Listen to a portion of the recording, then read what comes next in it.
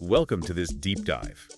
We're going deep into the emotion code by Dr. Bradley Nelson. Oh, fascinating stuff.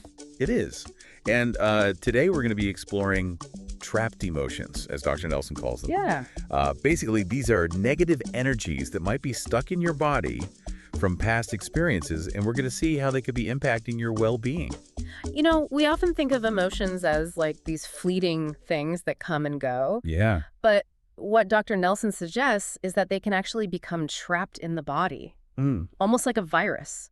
Interesting. So not something you can, like, see on an X-ray or anything. Right, exactly. But something you might feel. You might feel it, yeah, for sure. Think of it as like energetic imprints, you know? Even if we've mentally moved on from something, they could still be affecting us physically and emotionally. The book mentions stress hormones lingering in the body. Is that kind of a similar idea? Exactly, yeah, it's a very similar idea. Okay.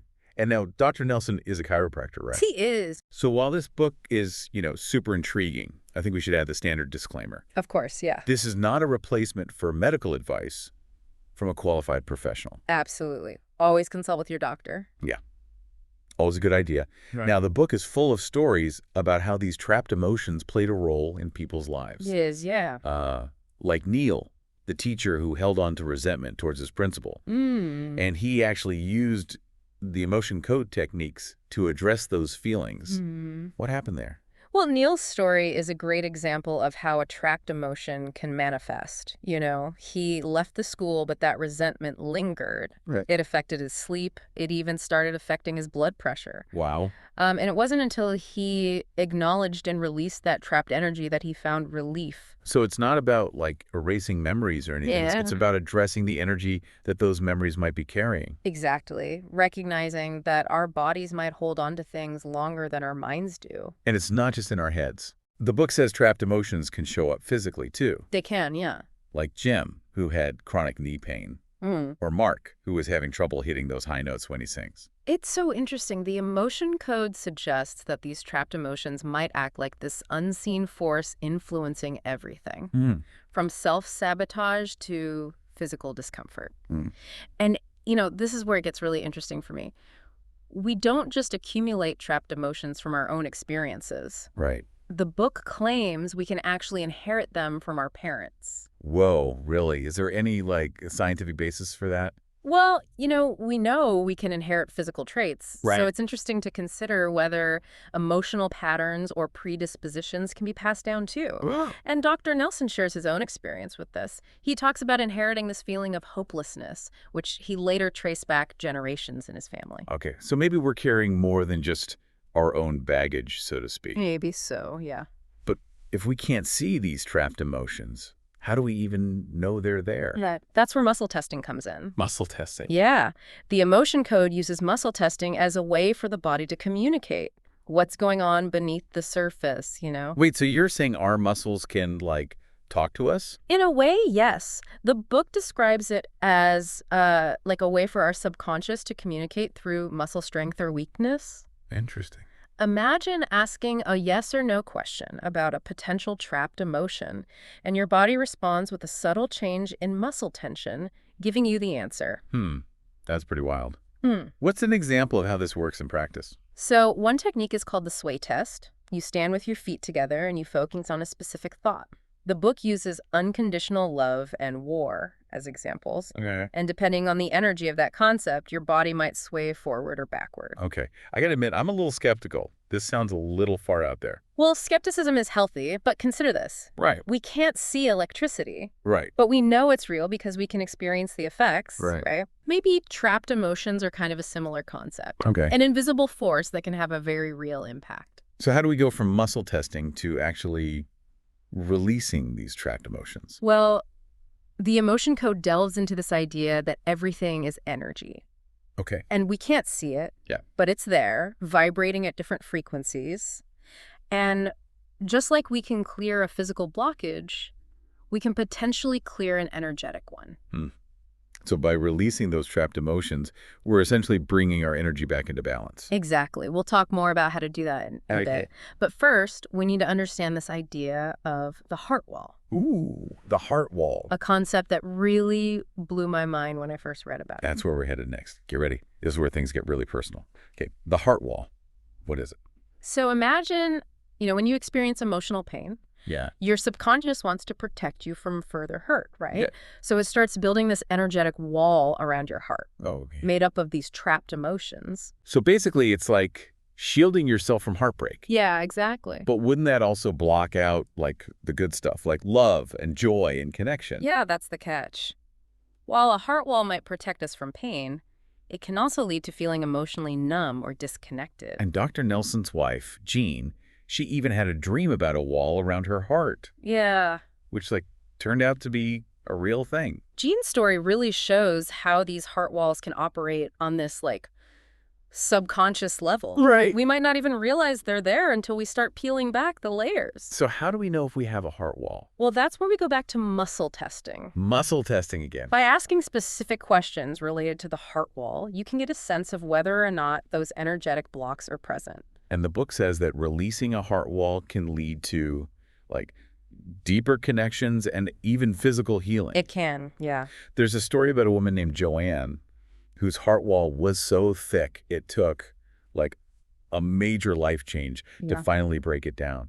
Joanne's story is so powerful. She was in this really difficult marriage, and her heart wall had basically shielded her from fully feeling the weight of that experience. Oh, wow. It wasn't until she actually left that situation that those trapped emotions could be released. So it's like the heart wall was both protecting her and preventing her from fully experiencing her own life. Yeah, it's a double-edged sword in a way. So this brings up a big question for me. Are we destined to just keep building up these heart walls every time we get hurt? Well, and that's where the emotion code goes beyond just identifying trapped emotions. Okay. It suggests we actually have a choice in how we respond to emotional experiences. Easier said than done, though, right? Yeah. How do we actually change those patterns? It starts with awareness. The book encourages us to slow down our reactions, become more mindful of our thoughts and feelings when we're triggered by something. So creating a little space between the stimulus and the response. Precisely. And that space gives us the power to choose a different path. This reminds me of Viktor Frankl, who wrote about finding meaning, even in the horrors of concentration camps. Powerful stuff. It seems like even in the most challenging situations, we have some agency over our internal experience. Absolutely. We can choose hope. We can choose love, even when it feels impossible. And this seems to be a recurring theme here. It's not just about getting rid of the bad stuff, Right. but also cultivating the good. And I'm guessing this is where forgiveness comes in. You got it. The emotion code talks about forgiveness as an act of love, primarily towards ourselves, actually. Okay. When we hold on to resentment or anger or blame, we're only hurting ourselves. So it's not about condoning the actions of others, but about freeing ourselves from the energy of those experiences. Exactly. And that freedom allows us to raise our vibration. Okay, now we're getting into the energy stuff again. We are. What does it mean to raise our vibration? Think of it as aligning ourselves with a higher frequency.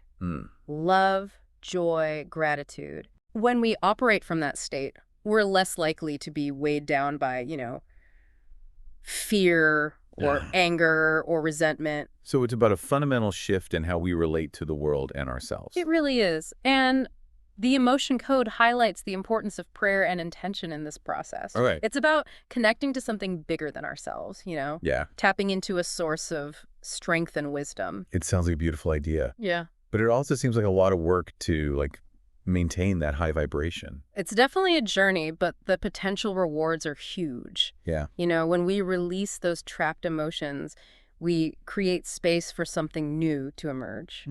More joy, deeper connection, a greater sense of peace. We've covered a lot of ground today, Yeah. Trapped emotions, muscle testing, the heart wall, raising our vibration. Yeah. And now I hear there's even more to explore. Something about the emotion code and our animal friends. That's right.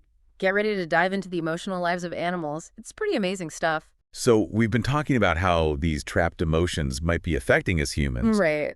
But now we're getting into the animal kingdom. Yeah. This is so fascinating to me. It is? The book claims that animals can experience these trapped emotions just like we do. Makes you wonder, doesn't it? It does. Anyone who's ever, loved a pet knows that they have a whole range of emotions. Oh, yeah. And just like us, sometimes those emotions can get stuck. The book actually starts off with a story about Ranger, this horse, with a rather embarrassing problem.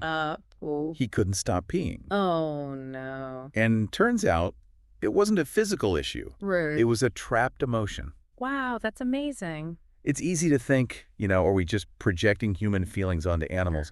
But Ranger's story, along with so many others in the book, suggests that there's something deeper going on. It really does. There's another story about Twigs, this little dog who was attacked by a coyote. Oh, gosh. And his owners were just heartbroken because he was so traumatized by the experience.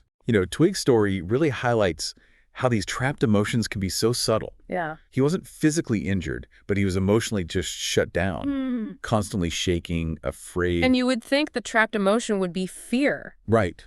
Exactly. But it wasn't. It was sadness. Yeah. And it turned out that Twigs was overwhelmed by the thought of never seeing his family again. Oh, wow. And once Dr. Nelson released that trapped sadness, Twigs was like a new dog.